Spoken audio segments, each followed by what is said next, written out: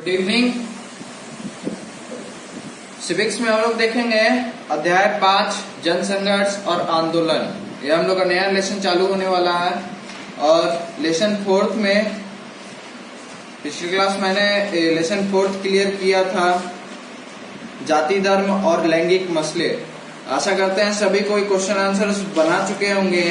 अगर नहीं बना है तो कोशिश कीजिए इसको खुद से बनाने का, क्योंकि अगर आप लोग खुद से क्वेश्चन आंसर बनाते हैं तो आप लोग को मतलब ज्यादा समझ में आता है। और दूसरे का रीड किया हुआ, ऐसा नहीं है कि मैं नहीं दूंगा, मैं दूंगा। अभी थोड़ा समय लगेगा, थोड़े समय के बाद मैं आपको टोटल लेसन का क्वेश्चन आंसर दूंगा, लेकिन आपका खुद का भी बना होना चाहिए, वो भी चेक करेंगे हम, समझे।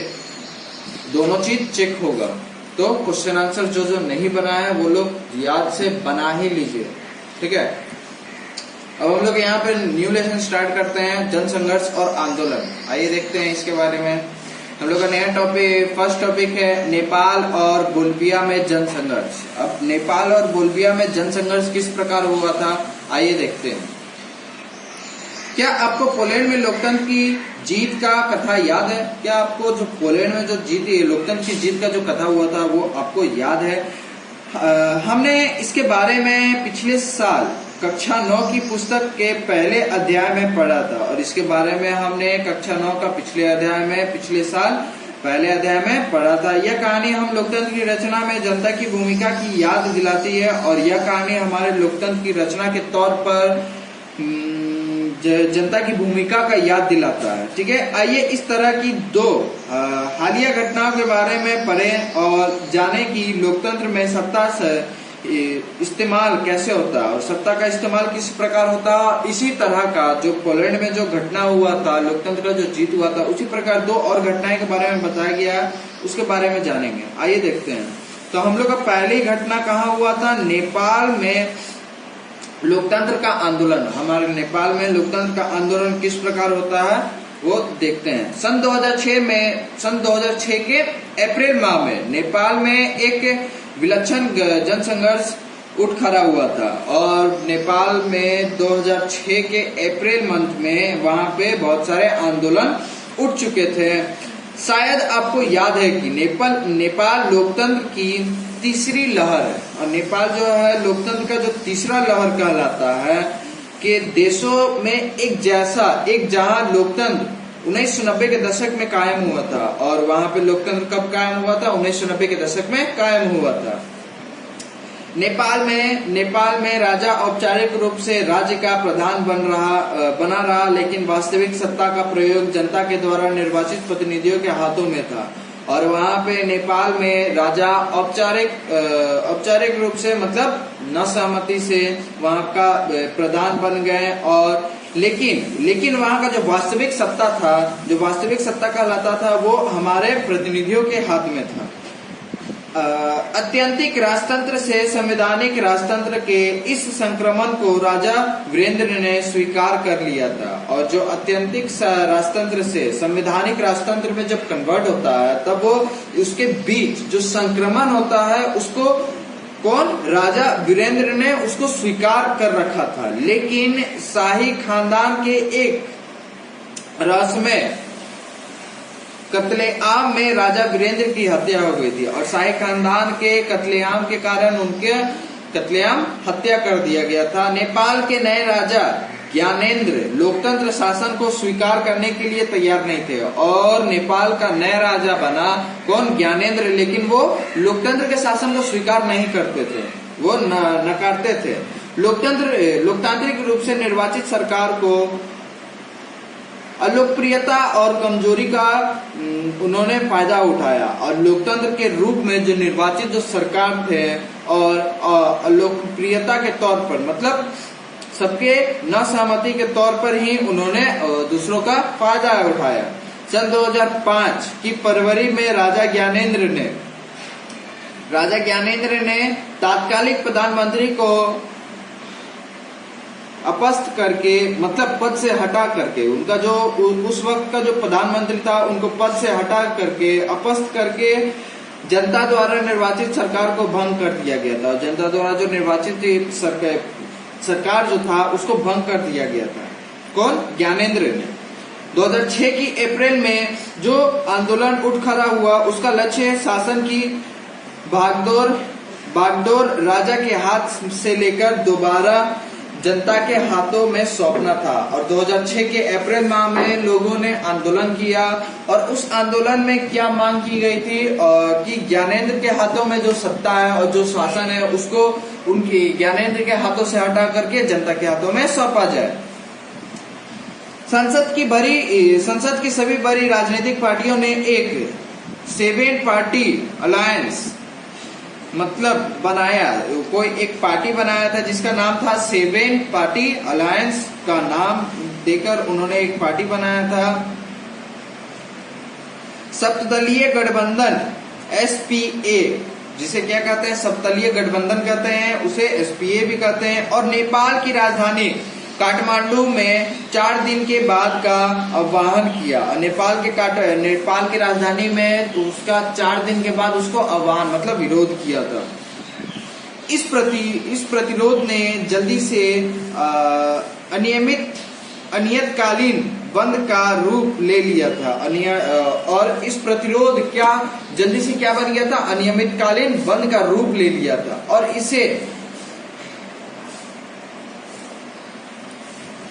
इसे माओवादी बागी तथा अन्य संगठन भी साथ हो लिए। और इसमें कौन कौन शामिल हो गया था? माओवादी बागी तथा अन्य संगठन भी इसके साथ हो गए थे। लोग कर्फ्यू तोड़कर सड़कों पर उतर आए और वहां पे कर्फ्यू लगने के बावजूद ही लोग वहां पे सड़कों पर उतर आए थे कर्फ्यू तोड़कर।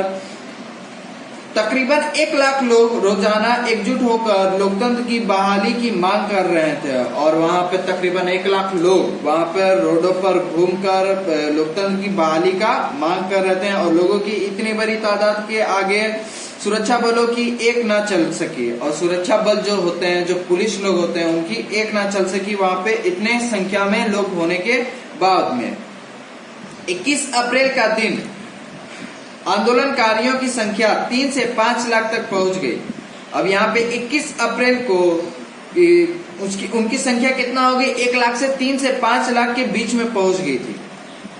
और आंदोलनकारियों ने राजा को अल्टीमेटम से दे दिया। अल्टीमेटम मतलब उनको चेतावनी दे दिया था।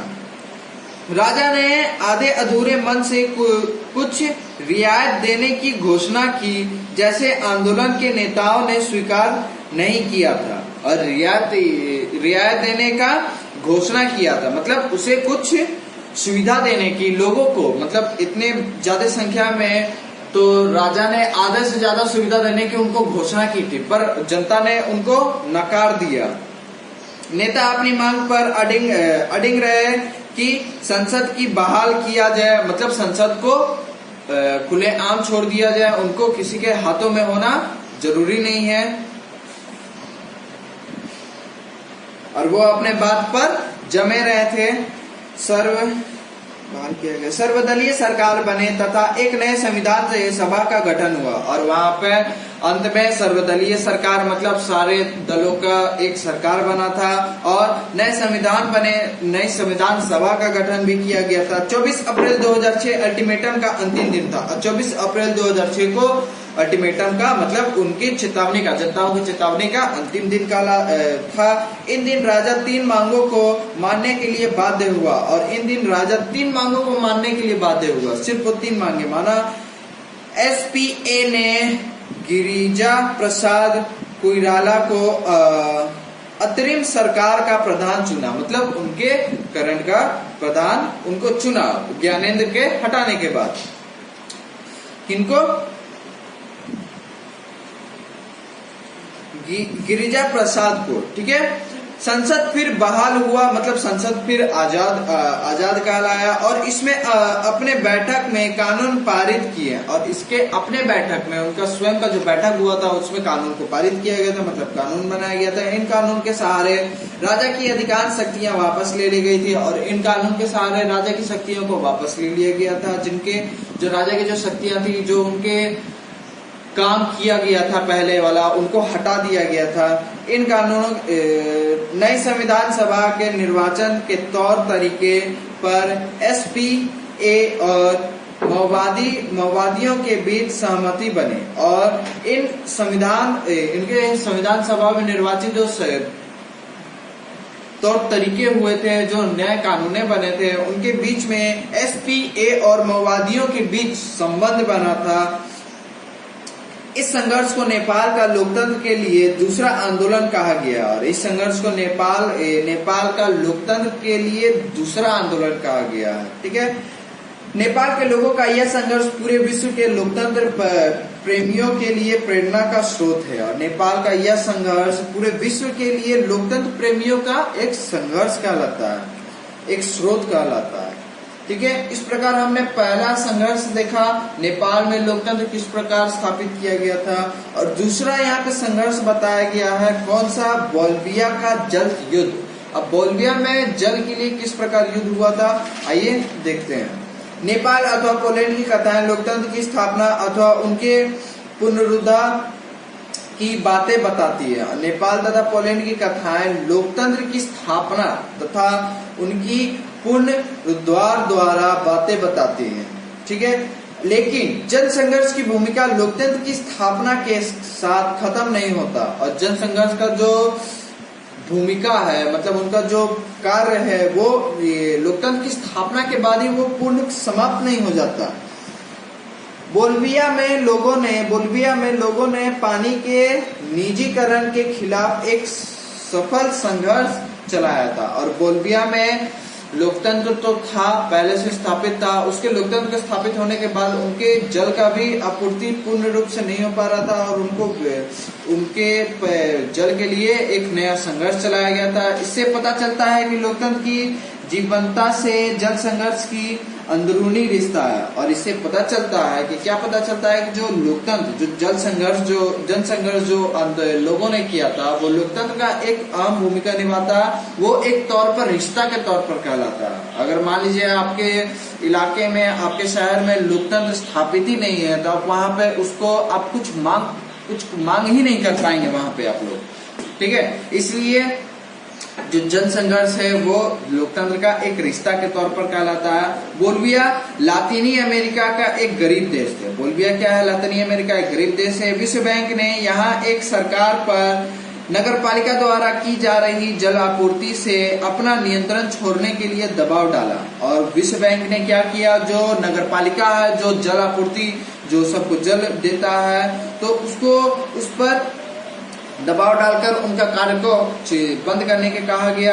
सरकार ने कुछ बम्बा शहर से जलापूर्ति के अधिकार एक बहुराष्ट्र कंपनी को बेच दिया और सरकार ने क्या किया, कुछ बम्बा शहर में जलापूर्ति के अधिकार जो थे वो एक बहुराष्ट्र कंपनी को बेच दिया था। इस कंपनी ने आनन फानन में पानी की कीमत में 4 गुना इफाजा कर दिया गया था और वहां पे जिनको जो बेचा गया था, जो जल का जो कार्य को जो बेचा गया था जिनको, उस कंपनी ने क्या किया कि जल का जो मूल्य था उसको 4 गुना बढ़ाकर उनको देने का निर्णय लिया था। अनेक लोगों की पानी की मासिक बिल, मतलब महीने का बिल 1000 रुपए तक जा पहुंचता था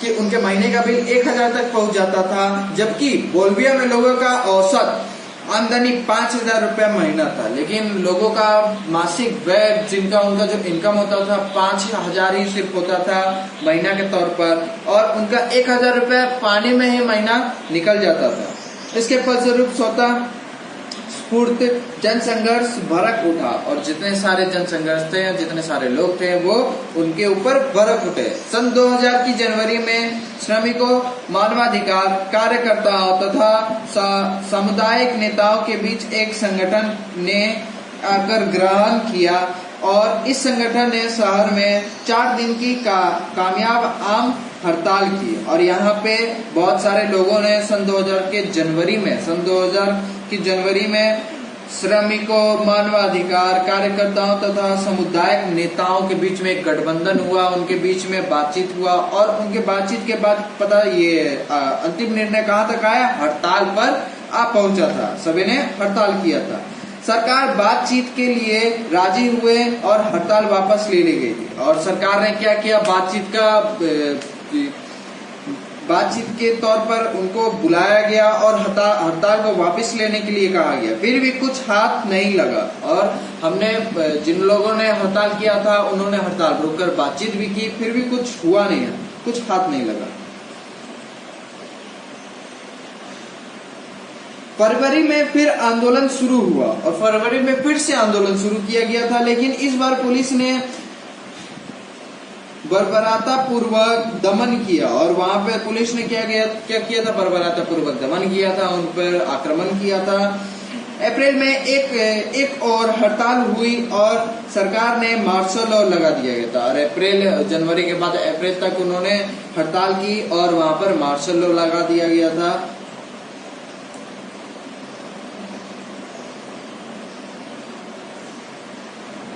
लेकिन जनता की ताकत के आगे बहुराष्ट्र कंपनी के अधिकारियों को शहर छोड़कर भागना पड़ा। लेकिन जनता का जो ताकत था, उनके बीच जो बहुराष्ट्र कंपनियों का जो अधिकार था, उनको शहर छोड़कर जाना ही पड़ा। उनका जो ताकत था उनके बीच में ना टिक पाया, उनको शहर छोड़कर लोगों को जाना ही पड़ा। सरकार को आंदोलनकारियों के सारे मांगे माननी पड़ी और जब सारे लोग शहर छोड़ के जाने लगे तो उनको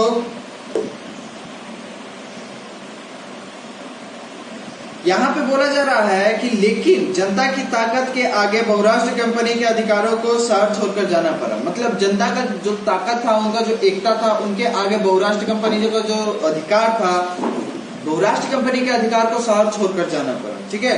और इसके आगे बोला गया है, बहुराष्ट्र कंपनी के साथ किया गया कारगर, सरकार को आंदोलनकारियों के सारे मांग मानने पड़े। सरकार को जो सारे उनके जो आंदोलन किए गए थे, उनके जो सारे मांग थे, उनको मानने पड़े।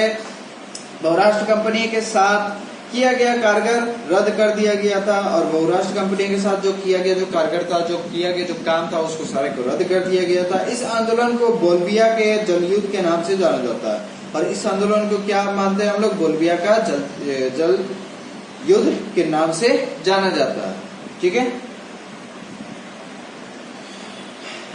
अब यहाँ पे हमने देखा पहले नेपाल में लोकतंत्र किस प्रकार स्थापित हुआ था। ये एक पहला हमने युद्ध देखा था। दूसरा युद्ध देखा हमने बोलबिया का जल युद्ध के तौर पर हमने इसको देखा। ठीक है। अब हम लोग का नेक्स्ट टॉपिक होता है लोकतंत्र और जन संघर्ष। लोकतंत्र और जन संघर्ष क्या कहलाता है, आइए देखते हैं। इन दो कथाओं का संदर्भ बड़ा अलग अलग है। नेपाल में चले आंदोलन के लक्षण लोकतंत्र को स्थापित करना था। नेपाल में लोकतंत्र को स्थापित करना था, जबकि बोलबिया के जल संघर्ष में एक निर्वाचित और लोकतांत्रिक सरकार को जनता की मांग मानने के लिए बाध्य किया गया था। और यहाँ पे बोलबिया में क्या हुआ था, जन संघर्ष के तौर पर निर्वाचित जो लोग थे, लोकतंत्र थे, उनको जनता का जो मांग किया गया था, उनको पूरा करने का बाध्य किया गया था। बोलबिया का जन संघर्ष सरकार की एक विशेष नीति के खिलाफ था, जबकि नेपाल में चले आंदोलन ने यह तय किया कि देश की राजनीति की नींव क्या होगी। अब यहाँ पे बोल रहा है बोलबिया का जो जल संघर्ष था वो सरकार की एक विशेष नीति के खिलाफ था। बोलबिया का जो जन संघर्ष था वो सरकार की एक विशेष नीति के खिलाफ कहलाता था। सरकार कुछ और करती थी, लोग कुछ और बोलते थे। ठीक है। और यहाँ पे फिर जबकि नेपाल में चले आंदोलन ने यह तय किया कि देश की राजनीति की नींव क्या होगी। और नेपाल में रहने वाले लोग ने क्या कहा कि देश की राजनीति की नींव क्या होगी, वो मेन पॉइंट पे आए थे और उन्होंने लोकतंत्र को स्थापित करने का फैसला लिया था। ये दोनों ही संघर्ष सफल रहे, लेकिन इनके प्रभाव के स्तर अलग अलग थे। ये दोनों जो संघर्ष थे वो सफल रहे, लेकिन ये इनके जो प्रभाव थे वो अलग अलग तौर पर कहलाते थे। इन अंतरों के बावजूद दोनों ही कथाओं में कुछ ऐसे बातें हैं जो लोकतंत्र के अतीत और भविष्य के लिए प्रासंगिक है। मतलब यहाँ पे बोल रहा है जो अंतिम बावजूद जो दोनों जो कथाएं हैं वो लोकतंत्र का अतीत के तौर पर कहलाता है और भविष्य के लिए प्रासंगिक कहलाता है, मतलब अच्छे के तौर पर कहलाता है। ये दोनों कथाएं राजनीतिक संघर्ष का उदाहरण है और ये दोनों राजनीतिक संघर्ष का उदाहरण भी कहलाती है। कथाएं दोनों ही घटनाओं में जनता बड़ी पैमाने पर लामबंद हुए। दोनों ही घटनाओं में जनता बड़े पैमाने पर लामबंद मतलब एकजुट हुए थे। जन समर्थन की सार्वजनिक अभिव्यक्ति ने विवाद को उसके परिणाम तक पहुंचाया गया था। और जन संघर्ष की सार्वजनिक अभिव्यक्ति ने क्या किया था, विवाद को आगे बढ़ाया था, उसके परिणाम तक पहुंचाया गया था, और जो उसका जो अंतिम परिणाम था वो वहां तक पहुंचाया गया था। इसके साथ साथ हम यह भी देखते हैं कि दोनों ही घटनाओं में राजनीतिक संगठनों की भूमिका निर्णायक रही है। और इसके साथ साथ हम क्या देखते हैं कि राजनीतिक संगठन की भूमिका निर्णायक तौर पर कहलाती है। इन दो घटनाओं में जो हमने देखा उस पर हमने जाना था कि राजनीतिक संगठन की घटनाएं निर्णायक कहलाती है, मतलब अहम कहलाती है। अगर आपको कक्षा 9 की पाठ्य पुस्तक के पहले अध्याय की याद हो तो आप पहचान जाएंगे कि पूरे विश्व में लोकतंत्र की विकास ऐसे ही हुआ था। और पाठ्य 9 में हमने यह भी देखा था कि इसी प्रकार वहां पे भी विश्व में लोकतंत्र का स्थापना किया गया था। इस तरह हम इन दो उदाहरणों से कुछ सामान्य निष्कर्ष निकाल सकते हैं, और इन उदाहरणों के तौर पर हम कुछ सामान्य निष्कर्ष भी निकाल सकते हैं। आइए देखते हैं कौन से निष्कर्ष निकलते हैं।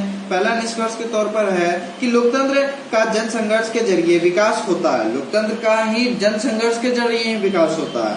यह भी संभव है कि कुछ महत्वपूर्ण फैसले आम सहमति से हो जाए और ऐसे फैसले के पीछे किसी तरह का संघर्ष न हो। और यहाँ पे बोल रहा है कि महत्वपूर्ण यहाँ पे यह बात कहलाता है कि आमतौर पर ज्यादा फैसले एक ही सहमति से हो जाए, और उनके बाद जब वो सहमति हो जाती है तो उनके बीच में वो आंदोलन मतलब संघर्ष ना उत्पन्न हो, यह भी ध्यान में रखा जाता है। फिर भी इसे अपवाद ही कहा जाएगा, फिर भी इसे अपवाद ही हम कह सकते हैं कि हर जगह देखा जाता है कि अगर मान लीजिए कि जो जन संघर्ष होता है उसके बाद लोगों का जो बात होता है और लोगों का जो अधिकार होता है उसको पूर्ण रूप से एक बार में उनको नहीं सौंपा जाता, उनको लड़ना पड़ता, उनको युद्ध करना पड़ता, उनको संघर्ष करना पड़ता, उसके बाद ही लोगों को उनका अधिकार और उनका मांग को पूर्ण किया जाता है। लोकतंत्र की निर्णायक घड़ी अमूमन वही होता है जब सत्ताधिकारियों और सत्ता में हिस्सेदारी चलाने वाले के बीच संघर्ष होता है। और लोकतंत्र का जो निर्णायक घड़ी होता है, जो महत्वपूर्ण टाइम होता है, वो कौन सा कहलाता है, जो सत्ताधिकारियों और सत्ता के हिस्सेदारी चलाने वाले के बीच में जो संघर्ष होता है। इन दोनों बीचों में जब संघर्ष होता है तो लोकतंत्र का निर्णायक घड़ी कहलाता है, मतलब समय कहलाता है। ऐसी घड़ी तब आती है जब कोई देश लोकतंत्र की ओर कदम बढ़ा रहा है। और ऐसा घड़ी कब आता है, जब एक देश लोकतंत्र की ओर बढ़ता है, तब वो घड़ी आता है। उस देश में लोकतंत्र का विस्तार हो रहा हो अथवा वहां लोकतंत्र की जड़ें मजबूत होने की प्रक्रिया में हो। और यह कहलाता है कि उस देश में लोकतंत्र का विकास हो रहा हो, मतलब उस देश में लोकतंत्र को स्थापित किया जा रहा है और वहां पे लोकतंत्र को बढ़ावा दिया जा रहा है, मतलब उनको मजबूत किया जा रहा है, तभी ऐसा घड़ी आता है। ठीक है। और दूसरा निष्कर्ष देखते हैं हम कि क्या है। लोकतांत्रिक संघर्ष का समाधान जनता की व्यापक लामबंद के जरिए होता है। लोकतांत्रिक संघर्ष का जो समाधान होता है, उसका जो सॉल्यूशन निकलता है वो व्यापक लामबंद के जरिए होता है, मतलब बहुत सारे लंबे समय बीतते जाते हैं, उसके बाद ही वो उनका समाधान निकलता है।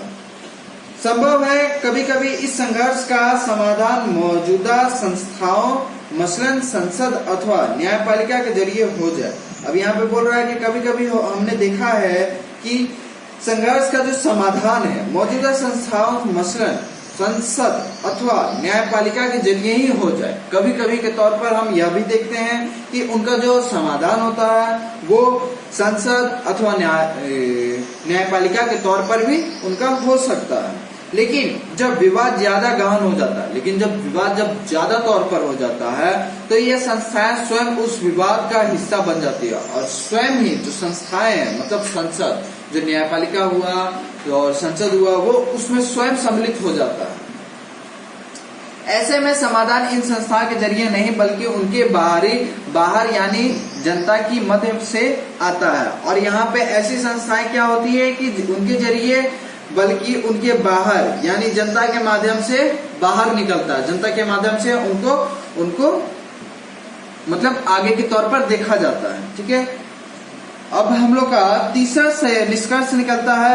क्या निष्कर्ष निकलता है देखते हैं। ऐसे संघर्ष और लामबंदियों का अधिकार राजनीतिक संगठन होते हैं, और ऐसे जो संघर्ष कहलाते हैं और ऐसे जो लामबंदियों का अधिकार है, मतलब उनके जो लंबे समय का जो संघर्ष है उनके बाद जो अधिकार मिलता है उनको क्या कहते हैं, राजनीतिक संगठन होते हैं। उनमें क्या होता है, राजनीतिक संगठन होता है। यह बात सच है कि ऐसे ऐतिहासिक घटनाओं में स्वतः स्फूर्त होने का भाव भी कहीं ना कहीं जरूर मौजूद होता है। अब यहाँ पे ऐसा हमने देखा है, ऐसा बात सच कहलाता है कि ऐतिहासिक तौर पर उनका जो उनके बीच में जो उत्पन्न होने वाले जो स्वतः स्फूर्त, मतलब उनकी जो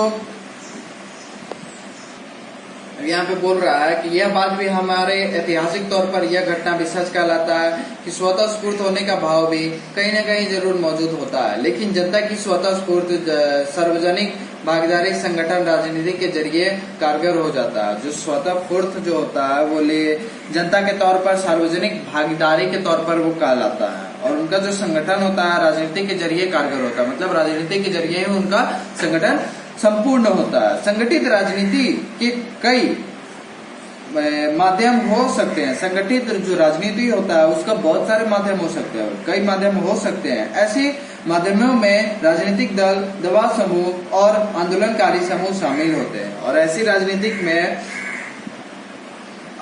राजनीतिक दल में कौन कौन से शामिल होते हैं, दबाव समूह, और ऐसे माध्यमों में कौन कौन से दल शामिल होते हैं, राजनीतिक दल, दबाव समूह और आंदोलनकारी समूह शामिल होते हैं। ठीक है, ऐसे हमने 3 प्रकार के निष्कर्ष हमने देखा था और जाना हमने। और अभी तक हमने क्या जाना कि 2 संघर्ष के बारे में जाना था। नेपाल में लोकतंत्र का युद्ध हुआ था और बोल्विया में जल का युद्ध हुआ था, इसके बारे में जाना।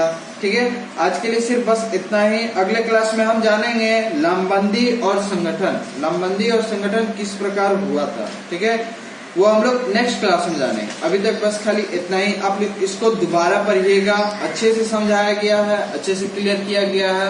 ठीक है, आप लोग इसको अच्छे से पढ़ के, अच्छे से समझ के क्लियर कर लीजिएगा। अगर जो ना समझ में आए उसे पूछ लीजिएगा।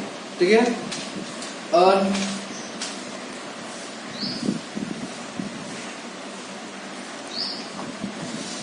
जैसे कि हम सब जानते हैं कि अभी का दौर अभी थोड़ा नायक तौर पर अच्छा नहीं कहला रहा है, खराबी कहला रहा है। तो अभी आपको क्या करना है कि आप लोग को घर पे ही सुरक्षित रहना है, बाहर ना निकले तो अच्छा है।